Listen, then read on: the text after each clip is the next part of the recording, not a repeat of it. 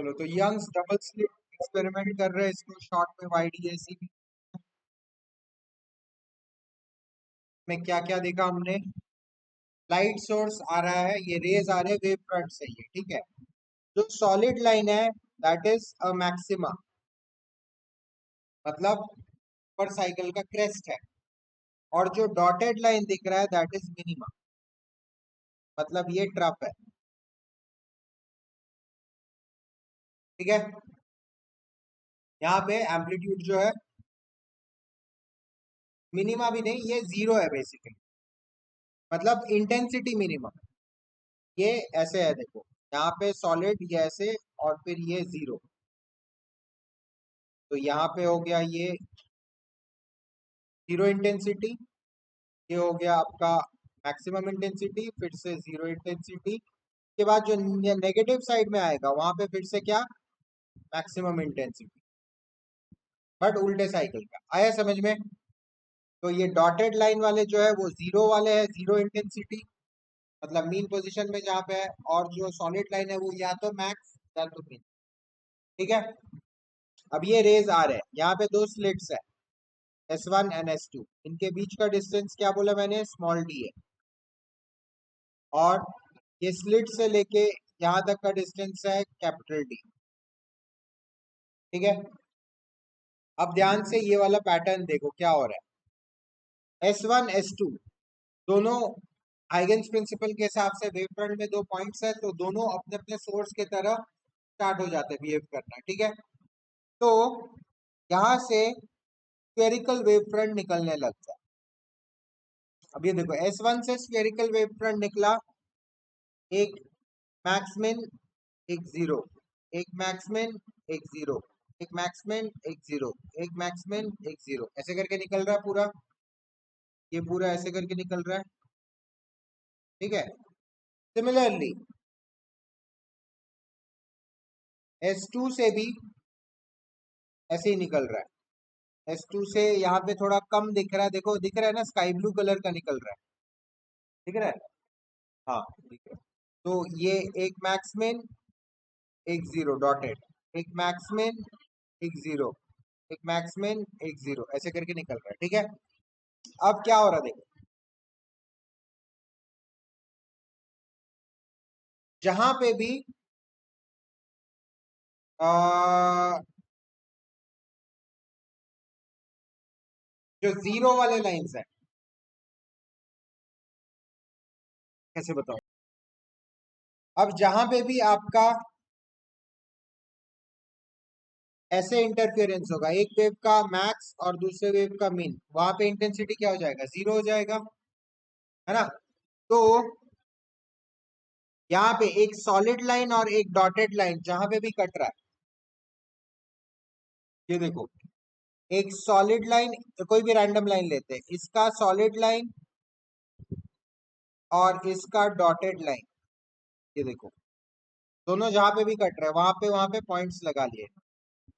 ये blue blue blue blue blue points, ये जाके क्या बना रहा है, जहां पे भी सॉलिड लाइन और डॉटेड लाइन कट रहा है उसको अगर आप ज्वाइन करके ले जाओगे, ये ले जाएगा आपको डार्क फ्रिंज में, क्योंकि वहां कौन सा इंटरफियरेंस हो रहा है, डिस्ट्रक्टिव इंटरफियरेंस हो रहा है। और जहां पे भी सॉलिड सॉलिड कट रहा है, सॉलिड सॉलिड मतलब देखो, ये देखो, जैसे सॉलिड और सॉलिड, उनको उसने रेड कलर से कर दिया, वहां पे क्या बनेगा, रेड वाले में ब्राइट फ्रिंज बनता है। सॉलिड सॉलिड को काट रहा है, मतलब क्या हो रहा है, मैक्सिमा मैक्सिमा पे आ रहा है, या मिनिमा मिनिमा पे आ रहा है, तो कंस्ट्रक्टिव इंटरफियरेंस हो रहा है, वहां पे ब्राइट फ्रिंज बनेगी। और सॉलिड डॉटेड को काट रहा है, मतलब क्या हो रहा है, मैक्सिमा और मिनिमा का डिस्ट्रक्टिव इंटरफेरेंस हो जाए, वहां पे क्या बनेगा, उन डॉट्स को कनेक्ट करोगे तो सीधा डार्क फ्रिंज में ले जाए। आया समझ में। ऐसे करके फ्रिंजेस बनते हैं, थोड़ा बहुत समझ में आया। अब फ्रिंज अलग अलग पैटर्न में बनते हैं, ये जो सेंट्रल में बन रहा है इसको बोलते हैं सेंट्रल ब्राइट। उसके बाद first dark, first bright, second dark, second bright, ऐसे करके फ्रिंज बनता रहता है, ठीक है। और भी ऊपर बनता रहता है, नीचे भी first dark, first bright, second dark, second bright, ऐसे करके बनता रहता है, ठीक है। डिफरेंस ये रहता है कि डबल स्लिट एक्सपेरिमेंट में जो फ्रिंज बनता है उसका विड्थ सेम रहता है, मतलब सेम विड्थ के ऐसे ऐसे ऐसे ऐसे करके बनता है। सेंट्रल ब्राइट ऐसे अलग से ज्यादा ब्राइट या ज्यादा चौड़ा ऐसा नहीं रहता है, सब सेम रहता है, यूनिफॉर्म रहता है। मैं आप लोग को दिखा देता हूँ, आप लोग की बुक में एक था YDSC फ्रिंज।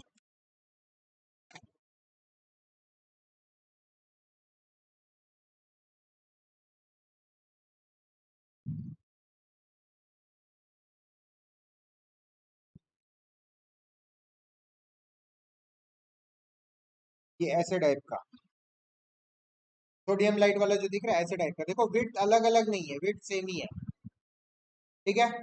लेकिन जो सिंगल स्लिट में बनता है, सिंगल स्लिट का आपका जो वो बनता है वो उसमें सेंटर में ज्यादा ब्राइट रहता है, ज्यादा मोटा रहता है, और जैसे साइड में जाता है तो ब्राइटनेस कम होता रहता है और कम होता रहता है, फ्रिंज विड्थ भी कम होता रहता है। फ्रिंज विड्थ हो गया, एक जो लाइट का जो दिख रहा है उसका विड्थ कितना है, कितना एरिया तक लाइट है, ये हो गया फ्रिंज विड्थ। मतलब अगर आपको इस तरह से दिख रहा है, मान लो ये डार्क फिर ब्राइट फिर डार्क फिर ब्राइट ऐसे करके दिख रहा है,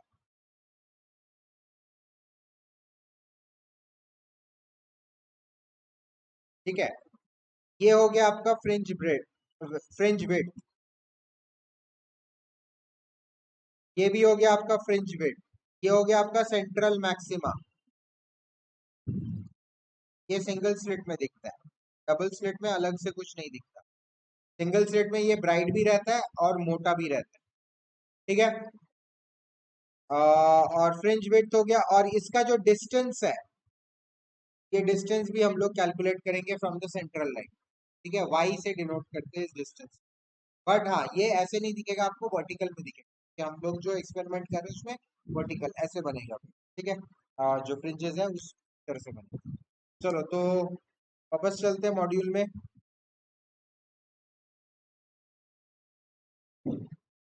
इसका डेरिवेशन करते हैं।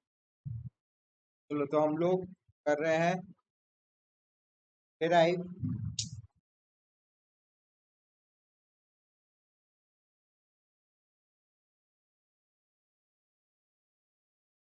Derive expression for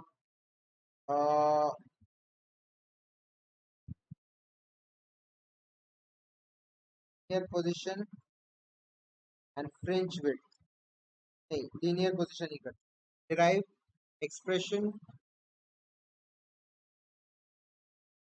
for linear position. Linear position मतलब सेंट्रल लाइन से फ्रिंज जो है वो कितना ऊपर या नीचे बनता है। Linear position for YDSC Young's double slit have expression for linear position for YDSC, ठीक है। तो सबसे पहले आप लोग डायग्राम बना लो, सिंपल रखना डायग्राम, ज्यादा उतना तामझाम नहीं करना है। ये आपका स्लिट हो गया, डबल स्लिट है तो इस तरह से बनाओ। ऊपर वाला आपका S1, वाला S2, लाइट आ रहा है इन दोनों के बीच में, small d the distance between the slits, और यहाँ से कैपिटल D सेंट्रल लाइन बना दो ऐसे। सेंट्रल लाइन जाके स्क्रीन पे पड़ रहा है ऐसे, इज द स्क्रीन, एंड फिर ऐसे कर दो, डॉटेड कर दो, this is the central line, ठीक है। अब S1 से एक रे आ रहा है, S2 से एक रे आ रहा है, हम लोग पहले अज्यूम करेंगे पॉइंट P जो है वो सेंट्रल लाइन पे है, यहाँ पे पॉइंट P। तो केस 1,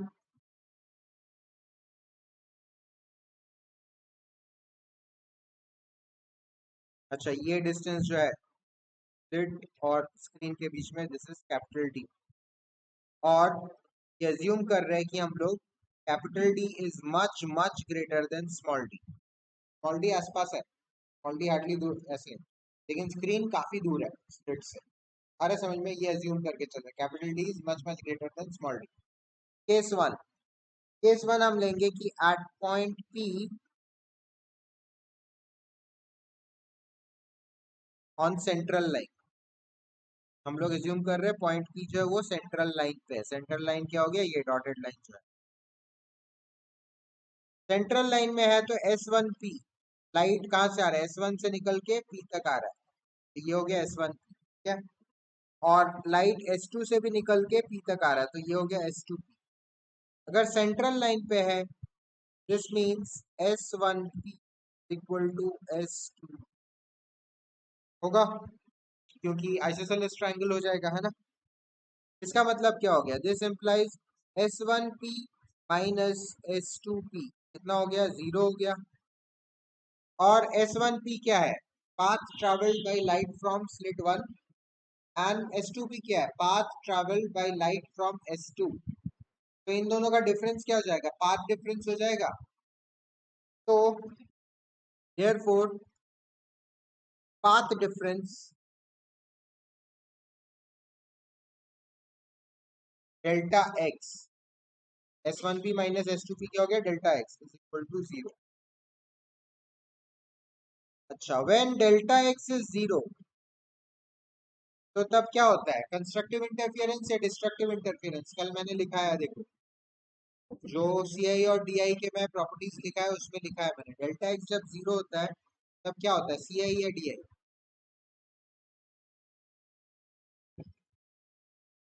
देखो पार्ट डिफरेंस कंस्ट्रक्टिव होता है, ठीक है, implies constructive interference taking place।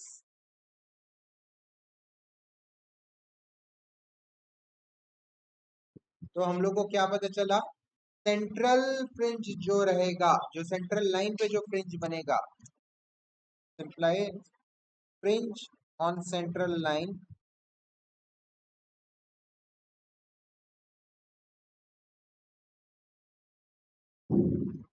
Has constructive interference. तो वो क्या बनेगा, ब्राइट फ्रिंज बनेगा, उसको सेंट्रल ब्राइट भी बोलते हैं। मिला भूमि, नहीं मिला, कल इतना तो लिखा है मैं, टू एन पाई और ये वो दुनिया भर का। तो सेंट्रल ब्राइट जो होता है वो फ्रिंज ब्राइट फ्रिंज होता है, काफी ज्यादा लाइट रहता है उसमें, ठीक है? अच्छा, अब हम लोग ऊपर और नीचे देखेंगे, सेंट्रल फ्रिंज के अलावा ऊपर नीचे कैसे बनता है। Second case, case case two में हम लोग डायग्राम जो बनाएंगे फिर से वही सेम डायग्राम ही रहेगा, लेकिन थोड़ा सा डिफरेंस है।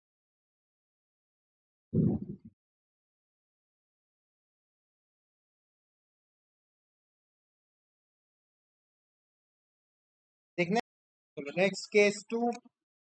केस टू में क्या रहेगा, पहले डायग्राम बना लेता हूँ।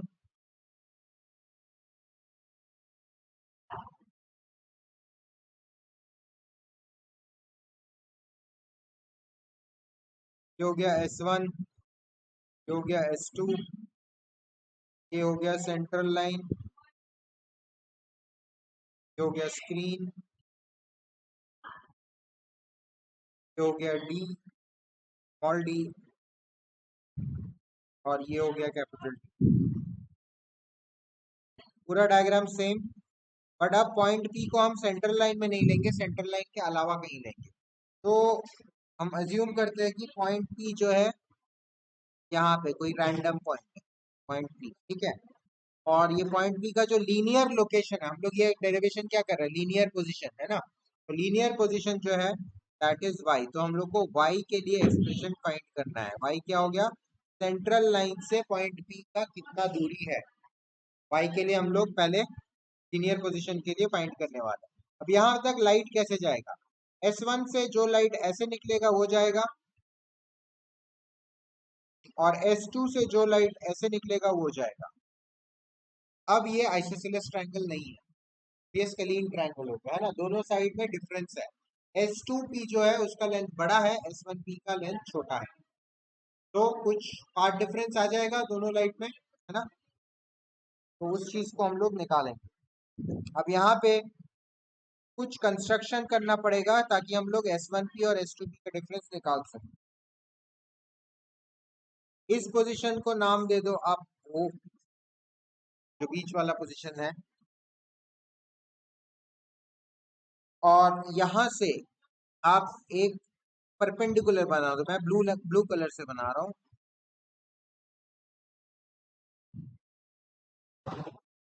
ऐसे करके एक, सॉरी ग्रीन कलर है ये,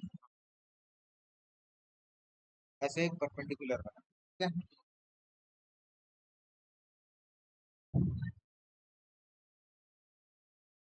अब ये जो एंगल है दिस इज थीटा, ये जो एंगल है this is theta, this is 90, तो दिस इज 90 माइनस थीटा। ये अगर 90 माइनस थीटा, और मैं अगर सेंट्रल लाइन के पैरेलल, सेंट्रल लाइन को मैं काम करता हूँ, डॉटेड बना देता हूँ ताकि आप पहचान सको, ठीक है। अगर मैं सेंट्रल लाइन के पैरेलल एक और लाइन बना दूं यहां से,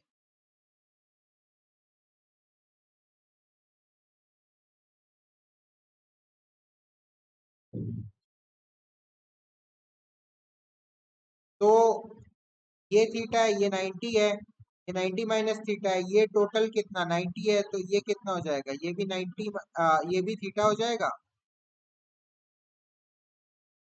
ये भी थीटा हो जाएगा।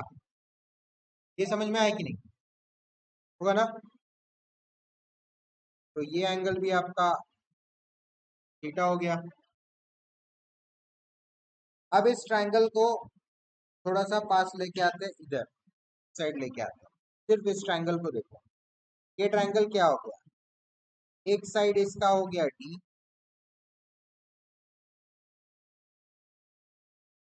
ये वाला पार्ट हो गया इसका थीटा, और ये हो गया आपका 90 degree. This is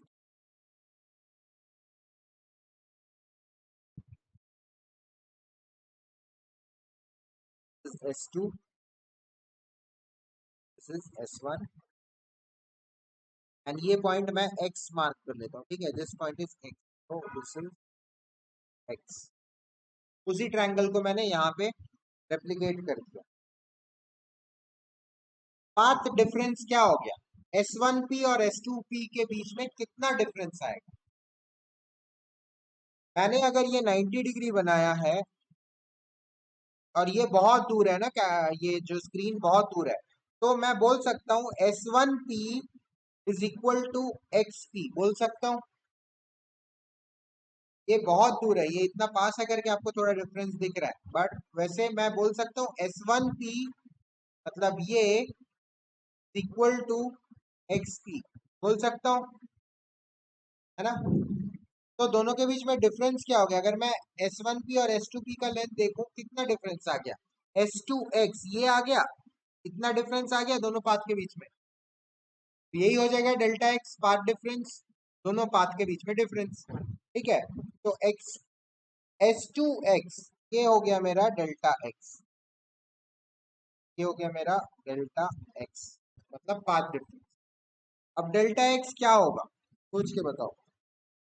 delta x हो जाएगा मेरा डी साइन थीटा, हो जाएगा, ट्रायंगल देखो अच्छे से,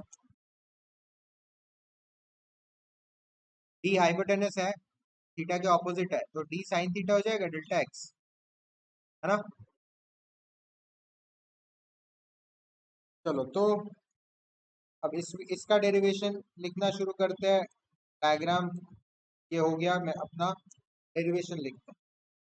तो एट पॉइंट, केस 2 हो गया, at point P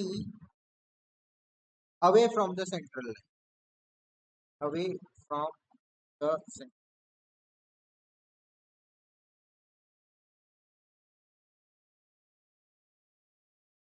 when D is much greater than D, that means S1P is parallel to S2P is parallel to, अगर D capital D small D से बहुत बड़ा है तो हम लोग क्या बोल सकते हैं, S1P भी बहुत दूर जाके इंटरसेक्ट करेगा, S2P भी बहुत दूर जाके इंटरसेक्ट करेगा, तो मैं S1P और S2P को पैरेलल ले सकता हूँ। एंड उसी के साथ OP भी बहुत दूर में जाके इंटरसेक्ट करेगा, है ना, तीनों इंटरसेक्टिंग लाइन हो जाएंगे। तो OP भी अगर बहुत दूर है, D बहुत दूर है, मतलब आप सोचो स्मॉल d इतना सा है, 1-2 सेंटीमीटर, और कैपिटल D है 10 मीटर, तो मैं S1P और S2P को पैरेलल ले सकता हूँ। आ रहे समझ में, क्योंकि D बहुत ज्यादा है, ठीक है। तो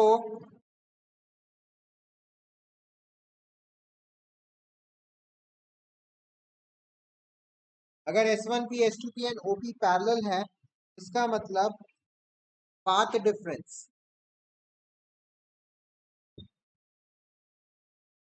डेल्टा x क्या हो जाएगा अपना, इज इक्वल टू S2P, लंबा कौन सा है देखो, S2P minus S1P, path difference का फॉर्मूला आ गया। अच्छा, in triangle S1 S2 x, अब ये वाला जो ट्रायंगल बनाया हो S1 S2 x, delta x क्या आ रहा है अपना, D साइन थीटा आ रहा है, आ रहा है ना, delta x is equal to D sine theta.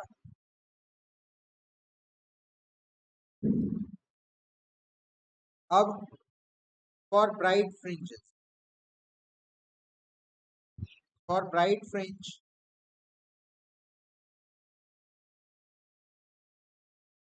क्या होना चाहिए, ब्राइट फ्रिंज बनने के लिए कंस्ट्रक्टिव इंटरफियरेंस होना चाहिए, एंड कंस्ट्रक्टिव इंटरफियरेंस के लिए डेल्टा एक्स कौन क्या रहता है, एन लैम्डा रहता है, कल हम लोग लिखे हैं देख लो, डेल्टा एक्स एन लैम्डा रहता है,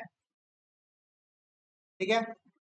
तो इसका मतलब क्या हुआ, n lambda is equal to D sine theta होगा। अगर हम ब्राइट फ्रिंज बनाना चाह रहे हैं एट पॉइंट पी, तो n lambda is equal to D sine theta होना चाहिए, या फिर साइन थीटा क्या होना चाहिए, sine theta is equal to n lambda by D होना चाहिए, डी को मैं नीचे ले गया।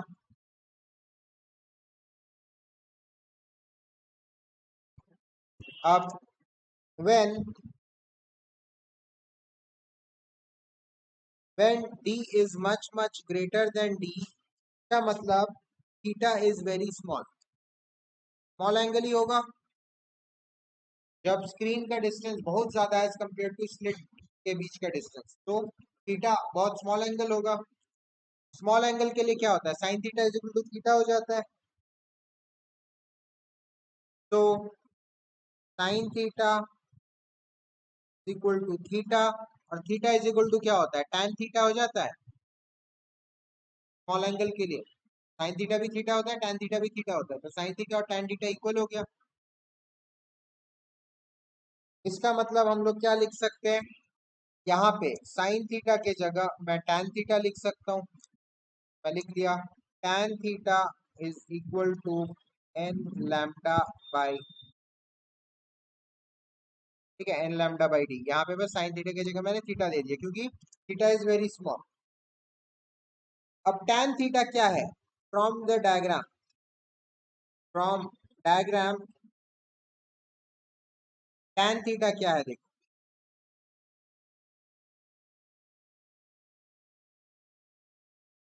tan थीटा, थीटा क्या हो गया, ये वाला एंगल है ना, ये तीनों लाइन पैरेलल ले लिए, तो थीटा क्या हो गया, ये वाला एंगल हो गया। अब tan थीटा क्या है, y बाई कैपिटल डी, यही है, परपेंडिकुलर y हो गया, और ये हो गया आपका कैपिटल डी, है ना, तो tan थीटा हो गया y अपॉन कैपिटल डी,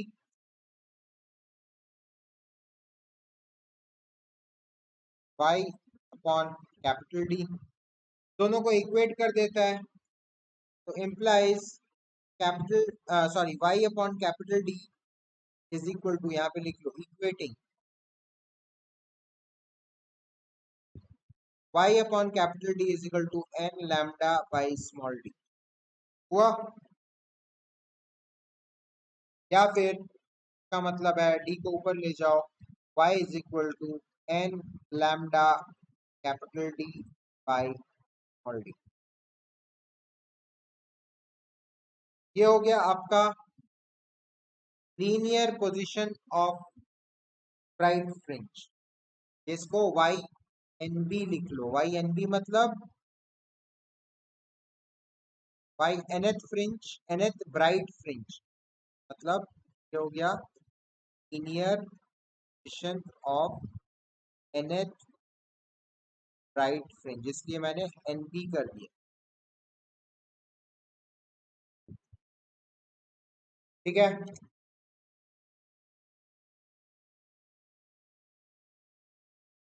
अब डार्क फ्रिंज का भी कर लेते हैं। फॉर डार्क फ्रिंज के लिए क्या होता है, यहाँ पे हम लोग पहले ब्राइट फ्रिंज किए थे, है ना, यहाँ पे हम लोग पहले फॉर ब्राइट फ्रिंज किए, अब हम लोग डार्क फ्रिंज करने वाले हैं। nth डार्क फ्रिंज के लिए निकालेंगे, तो फॉर nth, nth नहीं लिख रहा हूँ मैं, सिर्फ डार्क फ्रिंज ही लिख दे रहा हूँ अभी। और डार्क फ्रिंज के लिए क्या होना चाहिए, DI होना चाहिए, डिस्ट्रक्टिव इंटरफियरेंस। और डिस्ट्रक्टिव इंटरफियरेंस के लिए डेल्टा एक्स क्या था, 2n प्लस 1 लैम्डा बाई 2, यही था, कल हमने डिराइव किया था। तो इसका मतलब, अच्छा और एक क्या था, डेल्टा एक्स क्या था, बी साइन थीटा था, है ना। तो मैं दोनों को इक्वेट कर सकता हूँ, implies d sin theta is equal to 2n plus 1 lambda by 2।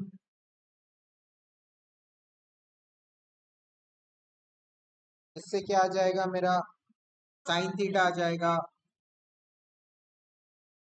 2n plus 1 lambda by 2d। Sine theta आ गया।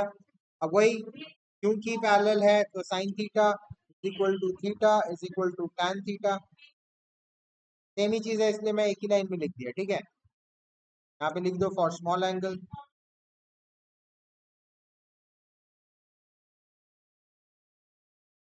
तो फिर मेरा आ गया tan theta is equal to 2n plus 1 lambda by 2d। और डायग्राम से क्या आ रहा है, फ्रॉम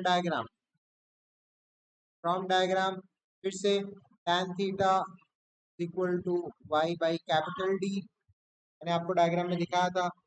इक्वेटिंग क्या आ जाएगा, y upon capital D is equal to 2n plus 1 lambda by 2d हुआ। कैपिटल डी को ऊपर ले जाओ, मेरा वाई आ जाएगा 2n plus 1 by 2 lambda D upon,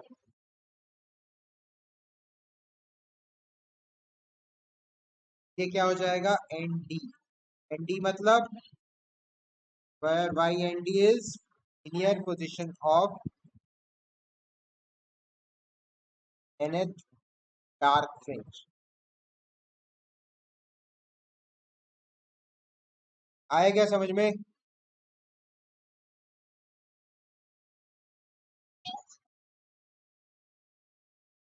ये हो गया nth dark fringe। ठीक है, स्टार्टिंग से देख लो,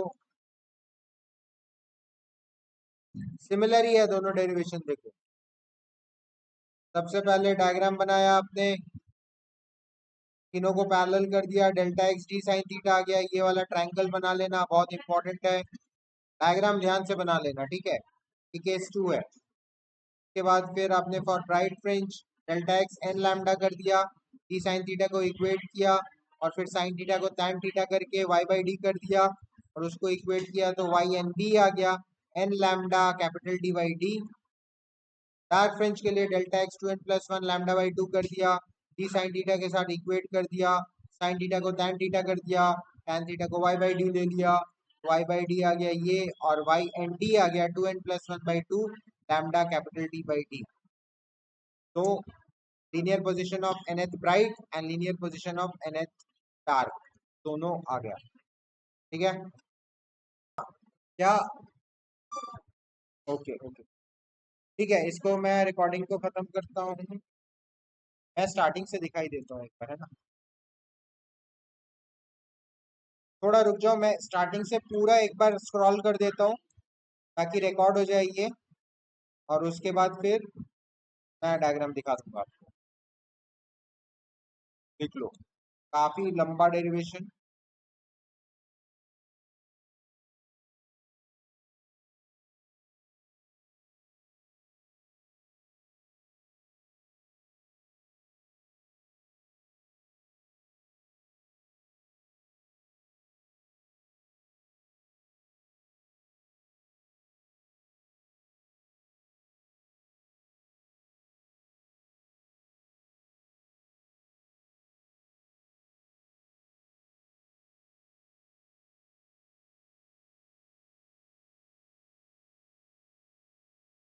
चलो ठीक है।